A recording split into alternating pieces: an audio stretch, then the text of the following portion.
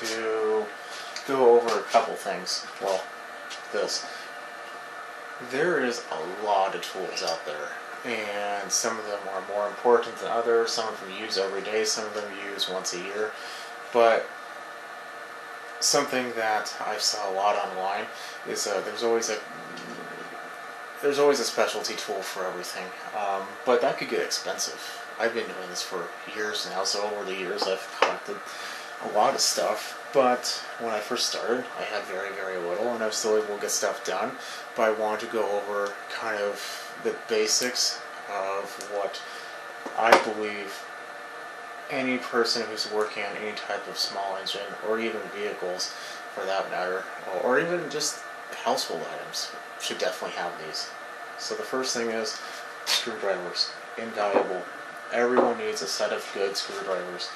And not everything is going to be super expensive. This I think I got at Walmart, and I've used it for years, never had a problem. Just don't use it as a pry bar and you'll probably be okay.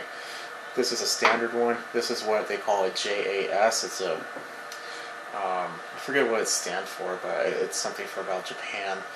When you look at a Phillips head bolt or a screw, there's a little dot on it, and if you see a dot, you use a JAS screwdriver. Next, needle nose pliers. You will use those for a variety of things. Always have a set of good needle nose pliers. I like this size because it's good for a lot. It's not very specialty. It's not super small, super big. It's just a nice in-between size. Next, wrenches. And if you're able to, the ratcheting wrenches. Those will save you so much time and effort, especially in tight places. They can be a little expensive, but that's something I would definitely have invested in a lot earlier than I have. Next, vice grips. These are very small, but just so it's not overtaking them. They usually come in sets. Get a pair of vice grips. They will save you, it's like your third hand. They're very, very useful. Broken bolts, they usually can be taken out with vice grips. Vice grips are always a good thing. This is the first set of just bits that I bought.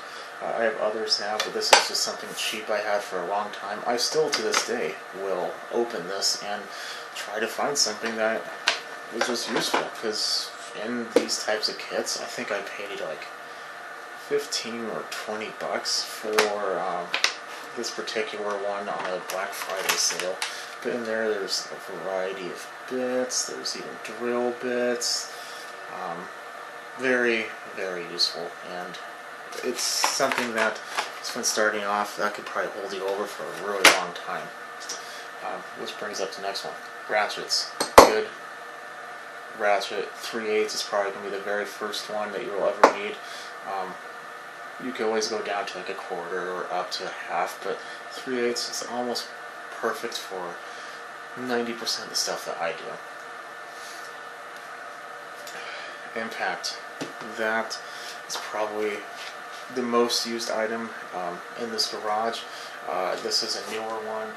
There's others I had. I'm more of a fan of DeWalt personally, but that's just my own. I know people who are Milwaukee, I'm sure they're great. I just always bought DeWalt. But Impact, definitely always have an Impact. That can be spendy, especially when you start getting into big batteries, but just a tiny battery, this is probably $100, maybe 150 with a battery. Definitely get an Impact. That can replace a lot, or not replace, but that can save you a lot of time. It's very important. Then, you can't have an Impact without a drill eventually, so a drill, obviously, it's a drill. You drill holes, bolts, you screw in, variety of things. This one is the keyless chuck. I always like having one of those. But yeah, that one's a hammer drill. You don't have to have anything like that. It's just an example. But for the longest time, I had a cheap little drill, and it worked just fine. This is kind of more of a specialty thing for me. These are angle pliers. I believe that's what they're called. Those fit in so many places. You would not believe how many times you reach for these. It's just, it's astounding. But this is, I think, a Harbor Freight or Amazon thing. Safety goggles. Always have safety goggles. Imagine yourself working on a carburetor. You don't have a ultrasonic cleaner. You're just cleaning it with carburetor spray, which is perfectly fine.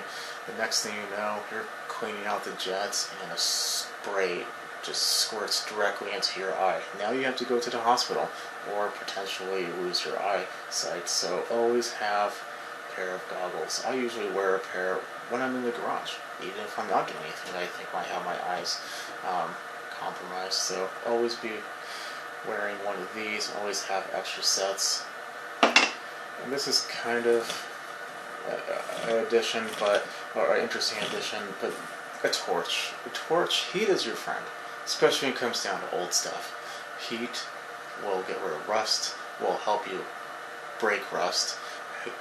Heat will help dry things. You have an old gas tank and you filled it with water or whatever, or it needs to be dried, or whatever the situation is, helps it dry. But heat is your friend. Always have a torch of some type. This is a rather hot burning torch. This can make things red hot. You can get a propane version of this. You can get a bigger version, I believe, or I think this might be the hottest. I'm not really sure, but I prefer this one. It's nap gas. Especially if you weld, that can save or make it a lot easier. A crowbar, that's self-explanatory. Crowbars are useful for everything. That will need some type of good leverage on. I've taken off flywheels with some of that, putting some down pressure. It's a little thicker, so if you need to have like something to kind of hold in place while you're doing something else, you can shove that in there. It's pretty thick. You don't have to worry about it breaking. So that's definitely something that I would always recommend. And then this is just a general one use, mainly for the bits. Screwdriver, you put a bit in there, you twist it, that's it. This is also 1/4 inch, so you can take off 1/4 inch screws or bolts. And I think besides that, the only other thing I would say, and this is going to be probably a little rough, but a good air compressor. Good air compressor will be very, very valuable, because you'll have a variety of air tools. And with an air compressor, probably the very first thing that I would recommend getting, I should have had this ready. Oh, there it is. It's one of these. Especially with a rubber tip. A rubber tip is going to create a seal, especially when you're cleaning out little tiny areas. You want to make sure it gets properly dried out or blown through. Rubber tips are very useful. You could buy the rubber tips separately and just screw it on there. But yeah, so I just want to do a real quick video on just essential tools.